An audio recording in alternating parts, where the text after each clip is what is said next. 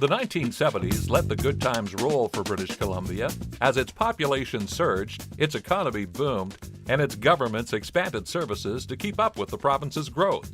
Strong economic growth driven by the forestry, mining, and energy sectors opened the interior of BC as people moved to new communities like Fraser Lake, Sparwood, and Elkford to take advantage of well-paying jobs in these industries.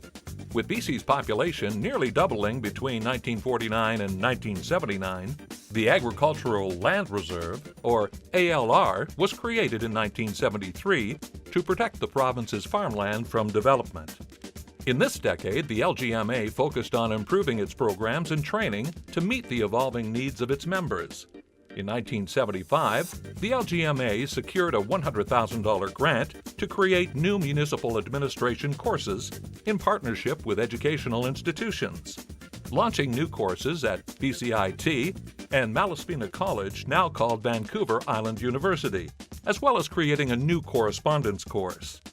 In 1972, the LGMA started a job posting circular that was mailed out to members to help local government professionals find new opportunities across the province. This decade also saw the local government system in BC grow more interconnected and collaborative. Two new organizations joined the BC local government system in the 1970s: the Municipal Finance Authority of BC and BC Assessment.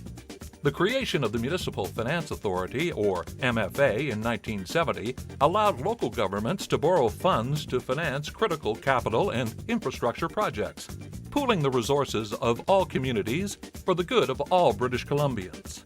We all borrowed like a large co-op, and so in a very short period of time, the little village of Vanderhoof could borrow cheaper than the city of Toronto. In 1974, BC Assessment was founded. Hi, I'm Doug Rundell, former Assessment Commissioner and CEO of BC Assessment. Over time, there was 140 separate taxing jurisdictions or municipal governments and the provincial government setting assessments and tax rates. So there was a lack of uniformity province-wide, and which caused a lot of concerns, a lot of appeals, a lot of complaints.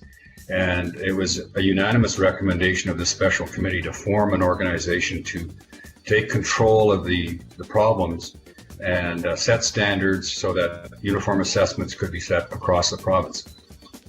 There was just so much pent-up demand for overarching organizations at that time because the old processes weren't working in the rapid growth period we're going through. Creation of these two organizations demonstrate a dedication to partnership in the BC local government sector.